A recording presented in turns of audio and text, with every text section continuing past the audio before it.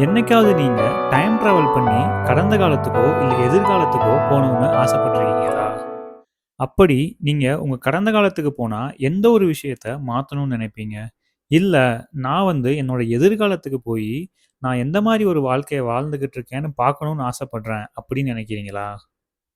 இந்த 2க்குமே ஆமான்னு தலையாட்டுனீங்கன்னா, நீங்க உடனே ஜப்பான்ல இருக்க இந்த காஃபி கடைக்கு ஒரு விசிட்ட போடுங்க.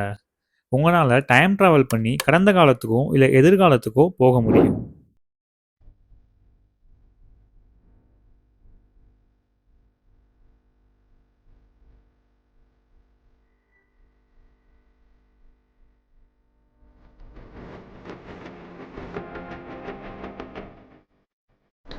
ஜப்பானுக்கு போக காசு யார் கொடுப்பான்னு கேட்குறீங்களா?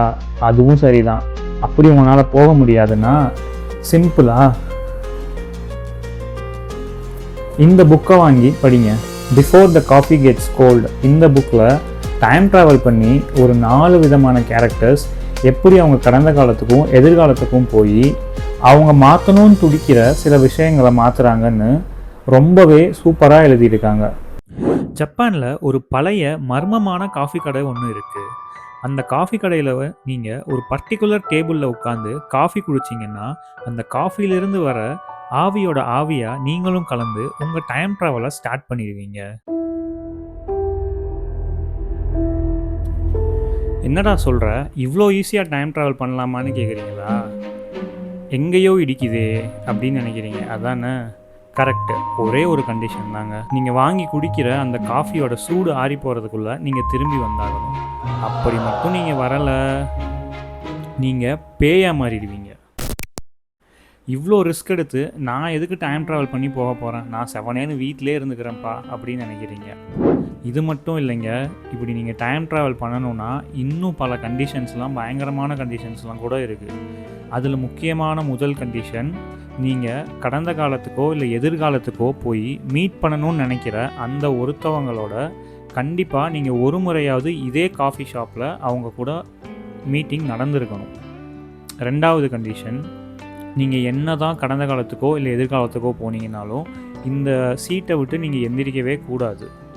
3வது கண்டிஷன், நீங்கள் என்ன தான் முக்கி கடந்த காலத்தில் போய் ஏதோ ஒரு சேஞ்ச் பண்ணாலும் உங்களுடைய நிகழ்காலம் மாறவே மாறாது. இதுதான் ரொம்பவே முக்கியமான பாயிண்ட்டு. இதுக்கு பல விதமான டீப் மீனிங் கூட இருக்குது. நீங்கள் கொஞ்சம் யோசித்து பார்த்தீங்கன்னா உங்களுக்கே தெரியும். இந்த இதுக்கான அர்த்தம் ஃபுல்லாக தெரிஞ்சுக்கணுன்னா நீங்கள் வீடியோவை கடைசி வரைக்கும் பாருங்கள். இதுக்கு அந்த பருத்தி மூட்டை குடவுன்லேயே இருந்திருக்கலாமேன்னு நீங்கள் யோசிக்கிறது எனக்கு கேட்குது. ஆனால் இவ்வளோ கண்டிஷன்கள் இருந்தாலுமே இந்த புக்கில் வர 4 ஸ்டோரிஸ், 4 விதமான கேரக்டர்ஸ் ஒரு விஷயத்தை மாற்றணுங்கிறதுக்காக அவங்களுடைய கடந்த காலத்துக்கு போகணும்னு சொல்லி துடிக்கிறாங்க. என்னடா சொல்கிற, காஃபியும் ஆறி போகிறதுக்குள்ளே வரணுன்ற, காஃபி ஆறி போகிறதுக்கு மிஞ்சி போனால் 5 நிமிஷம் இல்லை 10 நிமிஷம் கூட ஆகுமா? அதுக்குள்ளே நான் எதிர்காலத்துக்கோ இல்லை கடந்த காலத்துக்கோ போய் என்ன பண்ண போகிறேன் அப்படின்னு யோசிக்கிறீங்க. பெருசாக எதையுமே மாற்ற முடியாது தான். ஆனால் நான் சொல்கிறேன், மனித உணர்வுகளை மாற்ற முடியும்னு. இந்த புக்லேயுமே அதையே தான் சொல்கிறாங்க. ஒரு 2 வருஷம் முன்னாடி நீங்கள் உங்கள் நண்பரை சந்திக்க நேரிடுது. அவரை சந்திச்சுட்டு பிரியும்போது நீங்கள் ஏதோ ஒரு காரணத்துக்காக அவர் கூட சண்டை போட்டுட்டோ இல்லை கோவப்பட்டு அவரை திட்டிட்டோ அவர்கிட்ட இருந்து பிரிஞ்சு நீங்கள் வந்துடுறீங்க. அப்படி பிரிஞ்சு வந்ததுக்கு ஒரு வாரத்துக்கு அப்புறம் உங்களுக்கு ஒரு செய்தி வருது, உங்கள் நண்பர் இறந்துட்டாங்கன்னு சொல்லி. அதை கேட்டதும் நீங்கள் எந்த மாதிரி ஃபீல் பண்ணுவீங்க? ரொம்பவே மனசுடைஞ்சு போயிடுவீங்க இல்லையா? அவர் இறந்து போறாருன்னு நமக்கு தெரியாம நம்ம அவரை திட்டிட்டோம், நம்ம அவர்கிட்ட கடைசியா பேசின வார்த்தைகள் ரொம்பவே தவறா போயிடுச்சு அப்படின்னு நீங்க கண்டிப்பா நம்ம சாகுற வரைக்கும் கூட அந்த ஒரு குற்ற உணர்ச்சி நமக்குள்ள இருந்துகிட்டே இருக்கும். இந்த மாதிரி இருக்க விஷயங்களை நீங்க சரி பண்ணணும்னு நினைச்சீங்கன்னா இந்த டைம் டிராவல் மூலமா முடியுன்றதை தான் இந்த கதையில சொல்ல வராங்க. இந்த மாதிரி சின்ன சின்ன ஹியூமன் எமோஷன்ஸை எப்படி நம்ம ஓவர் கம் பண்ணி நம்மளை சாட்டிஸ்ஃபை பண்ணிக்கிறது நம்மளோட லைஃப்பில் அப்படிங்கிறதுக்கு இந்த புக்கில் இருக்க 4 கேரக்டர்ஸ் டைம் ட்ராவல் பண்ணி போய் அவங்கள எப்படி அவங்க சமாதானப்படுத்திக்கிறாங்க, அவங்க மனசை பல நாள் உறுத்திக்கிட்டு இருந்த விஷயத்துலேருந்து அவங்கள எப்படி அதிலிருந்து வெளியே கொண்டு வராங்கன்னு சூப்பராக எழுதியிருக்காங்க. இந்த புக்கோடைய ஆத்தர் பார்த்தீங்கன்னா டொஷிகவா கவாகுச்சின்றவர். பிஃபோர் த காஃபி கெட்ஸ் கோல்டுன்னு ஃபஸ்ட்டு புக் ரிலீஸ் பண்ணியிருக்காரு. இந்த புக் மட்டும் இல்லைங்க, இதை தொடர்ந்து மொத்தம் 5 புக் இப்போதைக்கு ரிலீஸ் ஆகிருக்கு. இதுக்கப்புறம் இன்னமுமே 4 புக் ரிலீஸ் ஆகி அதுவுமே சூப்பர் ஹிட்ஸ். கடந்த காலத்தையோ எதிர்காலத்தையோ நம்மளால் மாற்ற முடியாது, ஆனால் நம்மளுடைய அணுகுமுறையையும் நம்ம மனநிலையையும் மாற்றிக்க முடியும்னு இந்த கதை, இந்த புக்ஸ் ரொம்ப அழகாக உணர்த்துது. ஒவ்வொரு கதையை படித்து முடிக்கும் போதுமே உங்களுடைய கண்ணோட்டம் மாறும். இதை படிக்கும்போது உங்களுக்கு சூடான ஒரு கப் காஃபி குடித்த அதே அனுபவம் உங்களுக்கு கிடைக்கும். நீங்கள் டைம் ட்ராவல் பண்ணி போனீங்கன்னா எதை மாற்றணும்னு நினைப்பீங்க? என்னதான் நம்மளால் பாஸ்ட் ஆர் ஃப்யூச்சரை சேஞ்ச் பண்ண முடியலைன்னாலும் நமக்கு அந்த பயணத்தில் கிடைக்கிற அனுபவமும் நம்ம எடுக்கிற சில முக்கியமான முடிவுகளும் தான் நம்ம வாழ்க்கையை அழகாக்கும். இந்த புக் யாருக்கானது? யாருக்கெல்லாம் ஒரு லைட் ரீடிங் ஆனால் நம்ம மனசை தொடுற மாதிரி ஒரு கதை வேணும்னு நினைக்கிறீங்களோ, இல்லை புதுவிதமான கான்செப்டில் எழுதப்பட்ட கதைகள் உங்களுக்கு பிடிக்கும்னா இந்த புக்கை கண்டிப்பாக வாங்கி படிங்க. நீங்கள் ரொம்பவே என்ஜாய் பண்ணுவீங்க. இந்த புக்கை பேஸ் பண்ணி ஃபுனிக்குலான்னு ஒரு படமே ரிலீஸ் ஆகிருக்குங்க.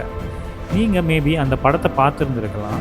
அப்படி நீங்கள் பார்த்துருந்தீங்கன்னா கமெண்ட்ஸில் சொல்லுங்கள், அந்த படம் உங்களுக்கு பிடிச்சிருந்ததா, அந்த மாதிரி டைம் ட்ராவல் பண்ணி போக உங்களுக்கும் விருப்பம் இருக்குதான்னு. இந்த கதையிலிருந்து என்னோட டேக்அவே என்னன்னு பார்த்தீங்கன்னா, நிகழ்காலத்தினுடைய முக்கியத்துவத்தை தான் இது சொல்ல வராங்கன்னு நான் புரிஞ்சுக்கிட்டேன். ஏன்னா இந்த புக்கில் ஒரு கண்டிஷன் இருக்குது. நீங்கள் என்ன தான் பாஸ்டில் போய் ஏதோ ஒரு விஷயத்தை மாற்றினாலுமே உங்களுடைய ப்ரெசன்ட் மாறவே மாறாது. அது இந்த புக்கில் வர ஒன் ஆஃப் தி கண்டிஷன் நீங்கள் டைம் ட்ராவல் பண்ணுறதுக்கு. அப்படின்னா இதை நான் எப்படி பார்க்குறேன்னா, நம்ம என்ன தான் பின்னாடி போய் சில விஷயங்களை மாற்றிட்டு வந்தாலுமே நம்ம இப்போ இருக்கிற நிகழ்காலத்தில் எவ்வளோ ஃபோக்கஸ்டாக இருக்கும், என்ன பண்ணணும்னு நினச்சி கரெக்டாக பண்ணுறோம், அது மட்டும்தான் நமக்கு முக்கியம். மற்றபடி ஃப்யூச்சரோ இல்லை பாஸ்ட்டோ அதை அதுவே பார்த்துக்கும். நம்ம ப்ரெசண்ட்டில் ஃபோக்கஸ் பண்ணால் மட்டும் போதும் அப்படின்ற ஒரு விஷயத்தை தான் இந்த புக்கில் இருந்து நான் முக்கியமான டேக்அவேவாக எடுத்துக்கிறேன்.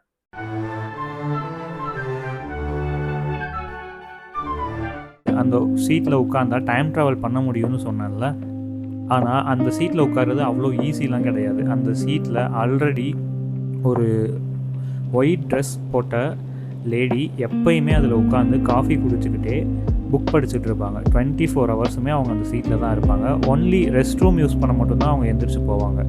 யார் அந்த லேடி, அவங்க ஏன் அந்த சீட்லேயே உட்காந்துருக்காங்க அப்படின்னு உங்களுக்கு பல கேள்விகள் வரும்.